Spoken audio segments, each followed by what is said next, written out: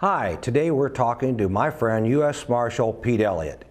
We'll be discussing the structure of the United States Marshal Service as well as the Violent Fugitive Task Force and the important role both playing in keeping our community safe. I'm Major C.J. Stantz. Serving as a deputy includes a variety of duties. The job is challenging, always changing, and truly rewarding. I am Terry Curry, Communications Supervisor. Our dispatchers are the calming voice on the other end of the line during someone's worst moment. We are always there. I'm Lieutenant Jeff Beck. Being a corrections officer isn't easy. The job is tough and it tests you every day. Every officer that works in our jail is making a difference. I'm Sheriff George Meyer. Learn more on how you can join our team today and be the difference. Well, Marshal Elliott, thanks for being with me today. I appreciate you taking the time out to talk to people in Stark County and this community about what we are doing here in Stark County to keep our streets safe. We'll start out a little bit, Pete, if you don't mind. Just tell us a little bit about yourself. I know you've been in the Marshal Service for a number of years, and so kind of let's start right there. Start with the Marshal Service. So I've actually been in the U.S. government since 1987 when I was a Deputy U.S. Marshal, a long time ago. So I think I'm coming up on making another month, my 36th anniversary in federal law enforcement. 4 years prior to that, I worked undercover narcotics in the Cleveland area. And, it's been good. That's good. I've served for the last 20 years as a U.S. Marshal for Northern Ohio. Kind of in my blood, my father was a Deputy U.S. Marshal, ran the Federal Witness Protection Program. He was a deputy from 67 to 1990. Well, that's great, and I knew that about you, and I know that's something that you and I have in common.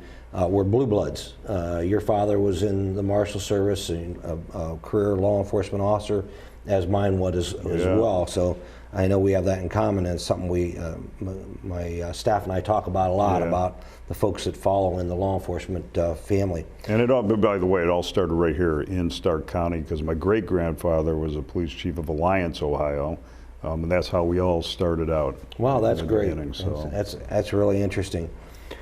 Tell me what it takes, what's the process for someone to become a U.S. Marshal? If someone's interested in being a U.S. Marshal, what do they have to do? Yeah, no different than ATF, DEA, FBI, Secret Service, any of the federal agencies, but it's a whole process that you need to go through, and it's a process of applying, first of all.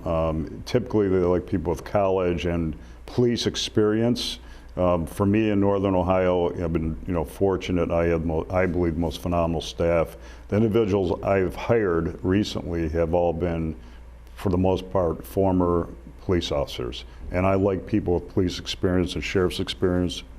At the end of the day, I want people with real world experience that know how to handle themselves on the streets. So typically it's somebody with a 4-year degree and 3 to 5 years police experience. And we've had great success recently of hiring, whether it was a Medina police officer, a Youngstown police officer, and so on recently. Well, I know a number of your staff, and I would concur with you that you have a phenomenal staff. They work very, very well with us right here in Stark County. What's the role and the responsibility of a marshal? I know it's pretty broad, and so kind of walk us through marshal's role. Right, there's 94 U.S. Marshals in the country, each appointed by the President of the United States after being confirmed by the U.S. Senate. So there's 2 marshals in Ohio. I oversee the North. There's one that oversees the South. For instance, there's 1 marshal for the state of Arizona, but 94 nationally. Our role is to work with law enforcement, local law enforcement. One of the powers that we have, and we're the only agency that has that, is the same power as a deputy sheriff has in each state in the United States by federal statute. So that gives us ability to go into areas, for instance here in Northern Ohio, and partner with you and partner with the Canton Police Department, the Jackson Police Department, whoever, and we have the ability to then swear those individuals in and give them the federal powers of arrest, the same powers as deputy sheriff has in each state of the United States, which gives them the ability to follow up cases. So for instance, here in 2003, the first thing I did after getting appointed was start the Northern Ohio Violent Fugitive Task Force in Cleveland, Akron, Youngstown, and Toledo. And then later we branched that out to Canton, Mansfield, Lorain, and Lake Geauga and Ashtabula. So we have 8 different divisions right now, including a cold case unit that works with local departments across the state here to go after the most violent individuals out there. And as you know, we've been through so many cases together. When you started this unit back in 2013, we've had so many violent individuals that we've been able to catch and take off the streets, and take off the streets in some cases permanently. So our role is to work on the most violent cases out there that are referred to us by our local partners, the Sheriff's Department, the Police Department, and that goes through the whole, entire district. So one of our roles is fugitive apprehension. Well, we appreciate that contribution to safety in our community here in Stark County. I know, we're looking at about 10 years now that we've been partnering in the Northern Ohio Violent Fugitive Task Force with the Marshal Service. And I know it's been very successful. In our second segment, we'll talk a little bit about some of those cases. What are some of the day-to-day duties, tasks of the Marshal Service? So we're in a little bit of everything. So we handle anybody gets arrested federally in Northern Ohio comes into our custody. That is, we have probably about close to 1,000 inmates, somewhere in that range now for the whole district. So we're responsible for their housing, their transportation, their safety. We handle the Federal Witness Protection Program, where we had individuals, and you know it from TV, so that's one of our responsibilities. The protection of the federal judges. So we have, I believe I have about 26 federal judges. That's district court judges, US magistrates, bankruptcy judges, some that live right here in Stark County, that we're responsible for their security and their protection, including we're responsible for the security and protection of the US Attorney's Office when any threats are made on those individuals. We handle the asset forfeiture program, where we seize and work with many departments, and I think we've had a couple things out here in Stark County where we'll seize houses, boats, cars, and then we turn around and sell that and give it back to crime victims, their families. It's millions and millions of dollars a year that goes back that way. So those are some of our responsibilities, again, including fugitive apprehension, including now in 2015, Congress passed an act that gave us authority on missing child cases. So that's a big deal for us. We've had some cases right out of here in Stark County, but we've had a number of missing child cases throughout the district, but Congress gave us that in 2015. We also handle sexual predators. So we have a full-time position that handles that, works with the Sheriff's Department, and does compliance checks, which we've done out here before. And then when those individuals are not compliant, then we look at prosecuting them under the Adam Walsh Act, which is a mandatory, I believe, 30 years in prison on top of their original charge. And for anybody that has young kids out there, it's so important, and I know how much it matters to you to take these individuals off the streets permanently. Absolutely. Because they're the ones coming after our children. No doubt. And I will tell you, I do recall a few years ago you and I worked together on that compliance program, compliance check program, and we were pretty surprised on how well we did. It was very, very successful.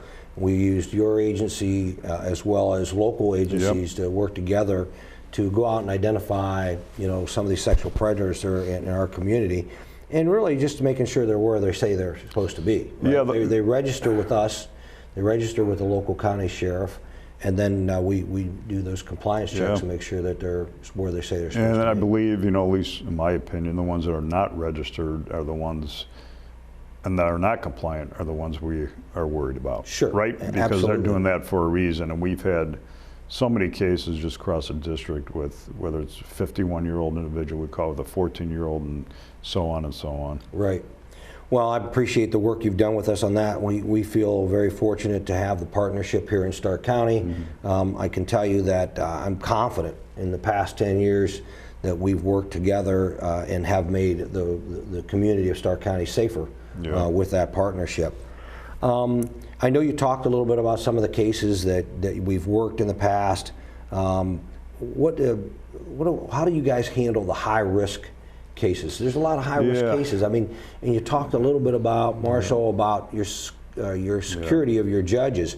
It's very similar to what we do with our deputies. We are responsible for the security of the courts at the common plea level, and so are our judges. We have 5 judges here in Stark County. So how do you handle some of those high-risk cases? Are you talking in relation to judges or relation to in relationship to your apprehension of violent criminals?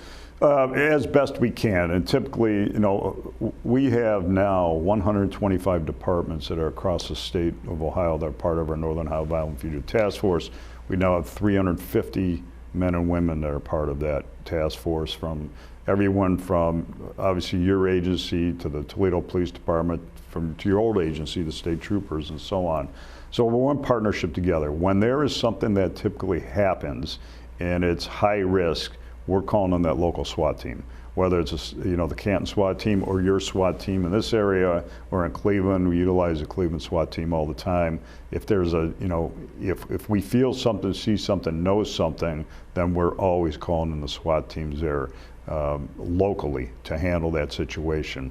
And some instances you call in those teams, they're not able to get there in time, so you got to make those decisions, those quick decisions right there on the scene, and what to do and how to do it, whether there's children in the house or not in the house. And all of us have been in law enforcement. You got to be quick on your feet, as you know, and make the best decision possible out there, and that's what we try to do. But my guys, my men and women, are very good, I believe, at making those decisions, thank God, and and being safe, making those decisions, and taking everything into mind.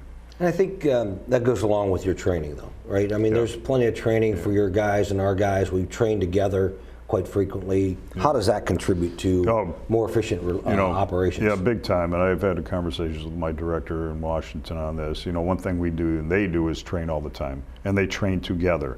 So you have different departments. Again, you have 125 different departments, all in specific areas: Cleveland, Akron, Youngstown, Toledo, Canton, Lake Geauga, Ashtabula, Lorraine, and they train together locally and federally as one unit, and that's so important. And we work on having the best equipment out there, whether it's drones or whatever we need to have to utilize in situations that are very dangerous. Well, and I know we talked a little bit about the courts. You have a couple federal courts within your jurisdiction, several actually, that you are responsible for. So how many courts do you actually? Yeah, so we have courthouses. We have multiple courthouses in some cities. So we got Cleveland, Youngstown, Akron, Toledo, and Canton, and multiple courthouses again in some of those cities. Building a new courthouse right now in Toledo, which we're hoping will be up at the end of this year, which will be good for my office and the judges out there. So on top of my regular staff, we have about 120 court security officers. And those court security officers are responsible for the protection of the courthouse and the judges, and they're all retired police officers. Well, I will tell you, we're living in a world today where that is a high priority, to make sure that our courts are safe and that they are available to be used by our citizens in our community the way they're supposed to be used. And we applaud you for the work that you've done to keep your courthouses safe and to keep your judges safe. That's a pretty daunting task when you think of the number of judges that you have and what your responsibilities are there. So we really do appreciate that. Yeah, we have phenomenal judges here in Northern Ohio. I can't say enough about them. They're so good to work with in all the different areas. I agree. It's not an easy job, but serving your community may be one that is the most rewarding. A career in law enforcement brings new experiences and challenges every single day. And we're looking for strong leaders to join our team at the Stark County Sheriff's Offices. We need deputies, corrections officers, and more. We train for excellence and we hire for character. One of our positions may be perfect for you. I'm a communications technician. I am Terry Curry, communications supervisor. I oversee our 911 emergency dispatch center. Our dispatchers are the calming voice on the other end of the line during someone's worst moment. We answer that call day in and day out anytime someone needs us, and we ensure help arrives. Whether walking a caller through CPR during a medical emergency or simply staying on the phone so they are not alone, we are always there. Learn more on how you can join our team today and be the difference. Welcome back to On Our Watch, and our guest today is Pete Elliott, United States Marshal of the Northern District of Ohio. Pete, let's talk about the Violent Fugitive Task Force right here in Stark County. I know that We celebrated about 10 years with the task force in here in Stark County in June of this year. Let's talk about some of the success of the task force. Right. So I believe we've had great success. So overall, we started our Northern Ohio Violent Fugitive Task Force in 2003. We started this branch in 2013. So we just came up on our 10-year anniversary on that. You know, great success over time, great partnerships with obviously your department and the Canton Police Department and all the different departments from, you know, troopers, adult parole, and all the local agencies. And I believe we're very close to 2,500 arrests during that time period. About 100 of those individuals were for murder alone. I think 250 were for sex offenses, nearly 250. And we've seized, you know, multiple firearms, close to 200, I believe, firearms overall. But, you know, they're out there doing that work every single day. They're teaming together as sheriffs and marshals and police officers and parole officers and troopers, you know, focusing in this area in the Stark County, and I believe making a tremendous difference. Well, Marshal, I remember, well, it's been a little over 10 years ago when you and I first met, and we talked about the possibility of having the task force in Stark County. And we were challenged because we really didn't have any place to house it. And I know we were able to come up with a solution with our partnership with the Marshal Service and our local agencies. We have a great location where we house the task force, and it's been working well for us for 10 years, and we hope to continue that. You know, when you talk about the number of fugitives that have been arrested, and I think about this as it relates to violent fugitives in our community, people perpetrating crimes on the citizens and the people living here in Stark County. And as I look back over the 10 years, over 1,500 violent fugitives have been, you know, taken off the street. Some permanently, some imprisoned, and some taken out of the area so that they're not back here in Stark County perpetrating crimes in our community. So I can't thank you enough for that partnership. We talked a little bit earlier about what the task force is made up of and what the agencies that are involved in. I know that's Evans Flow because we're always changing, adding. Some people move on. I know one of my guys retired and was with the task force for a good number of years, and so that always changes. Can we talk about a couple of cases that you and I have been involved with? I want to start off with a case that was in 2021 that involved one of my deputies, Tim Wires. That was Aaron Pierre Thomas. Let's talk about that. Yeah, well, first of all, thanks for, you know, housing our unit out here. That makes a big difference for everybody, and you took the time and the ability, and you found a location for them to do that. And without that, they'd be scattered, so thank you for that. Yeah, that individual, violent individual, was wanted out of the state of Virginia, and there was a warrant issued for him. I believe it was felonious assault and armed robbery. We had information that, you know, this individual wanted to die by suicide by cop at one point. So we received information here, and the team went out there, as they always do, and found a location where the subject possibly could be. And he was in this residence. He did end up having a firearm on him. He tried to jump out of a two-story building. But when he did, you know, he ended up shooting one of your deputies and one of our task force officers, and that individual was shot and killed. So, you know, it's a very dangerous job that our men and women have. You know, desperate people commit desperate acts with tragic consequences all the time. This guy wasn't going to go willingly. You know, we did everything within our ability, but he came out shooting. I can remember the day we were both out there at the scene afterwards, right? And we were both at the hospital with the officer, and, you know, thank goodness, thank God that, you know, he was, he's doing well and recovered now. Yeah, so. And I will tell you, I want to thank you personally because, you know, that certainly, whenever you have an agency that has a line of duty death or an incident of that nature, it's always good to see the leaders, you and I were there side by side that whole night, and supporting our team that was out there and doing the things that we needed to do to resolve that. So I Yeah, appreciate that. as you know, it's sometimes awkward because we don't know if our people want us out there or not, and that just happened recently in Summit County where I spent time looking for somebody, because we didn't have the manpower out there. But, I like being out there, and I feel it's my responsibility, as you do, to be out there every single time. Yeah, and I appreciate that. That says a lot for your character, Marshal. I appreciate that. We had another case here in Stark County not too long ago where it was, we called it the Morlock case. Some of the media dubbed it the House of Horrors. It started off with where our deputies in the Canton Police discovered a dead body wrapped up in tarps along the edge of the roadway. And it turned into this, really amazing case where people were being held in their basement of a home, tortured, sexually abused, and we had the Marshal Service right there at our side to help us with that case. Yeah, that was just bizarre. But I believe that in that case, there's 3 individuals we ended up arresting, and they did. It was for rape, kidnapping, and murder charges. 3 very violent individuals that had somebody tied up in the basement and, somebody else killed. So again, our partnership together, I believe, is what made things happen. We have our role in the Marshal Service, and our role is on the apprehension side of the house. It's your department, the local police departments that do that actual investigation, and you guys do a phenomenal job at that. And then once the warrant is cut, that's when we come in and, assist your department. There was one other case that I'll bring up that was pretty significant. It was Michael Guthrie case. I don't know if you're familiar with that, where he had 5-year-old Alexandria that he had taken, and we safely recovered her. Yeah, I believe it's North Canton, correct?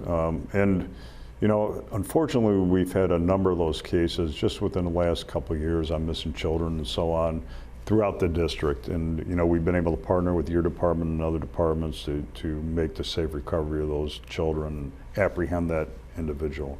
So yeah, we arrested him in North Canton, I believe. Just for our viewers today, can you talk a little bit about what the process is, how it works, how do we develop these cases and bring these folks to justice? Well, so in the Marshal Service, we work off referred cases.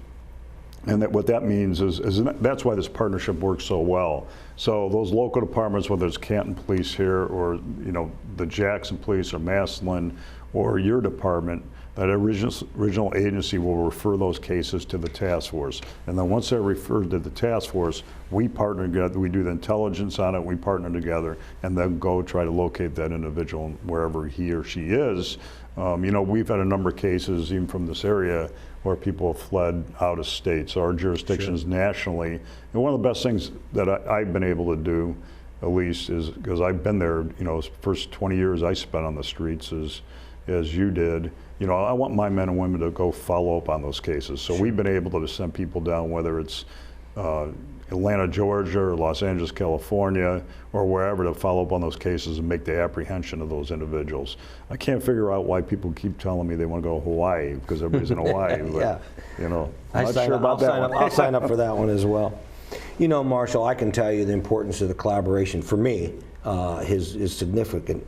I have at least 1,500 reasons, the 1,500 violent fugitives that we've taken out of the community, that I can tell you that the partnership and the collaboration has been successful.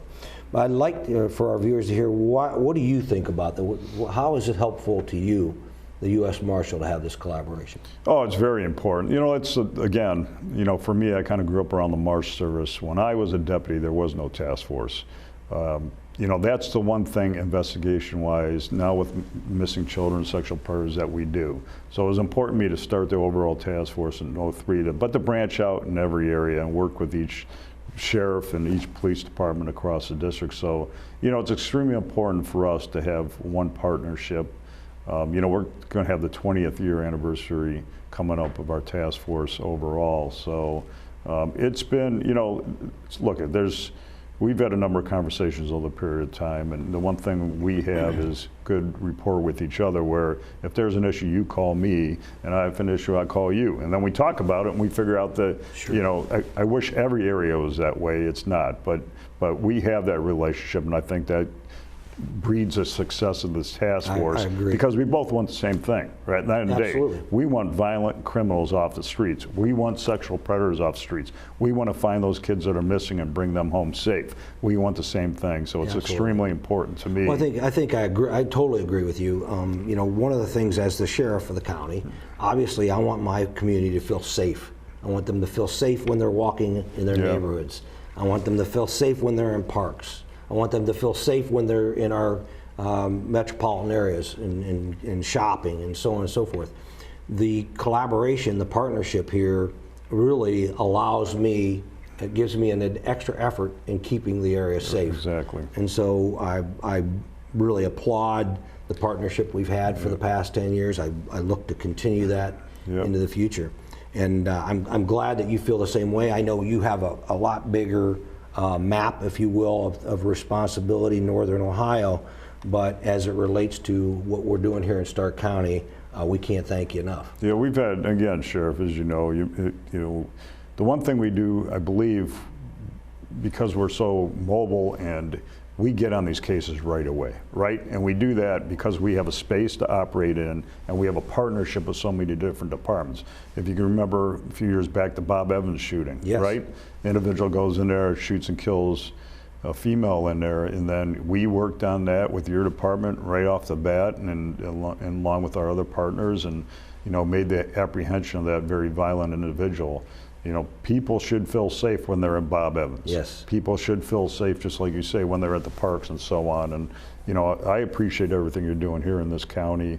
It makes a tremendous difference for the citizens here, and we're going to continue that partnership with you. Well, we look forward to continuing it as well. I want to say thank you to our guest, US Marshal Pete Elliott, and to our community. Thank you once again for tuning in. If you have questions or comments about this show or past shows or topics that you'd like to see discussed in the future, please email me to onourwatch@gmail.com. I'm your Stark County Sheriff, George Meyer, and this is On Our Watch, where we are working together to keep Stark County safe.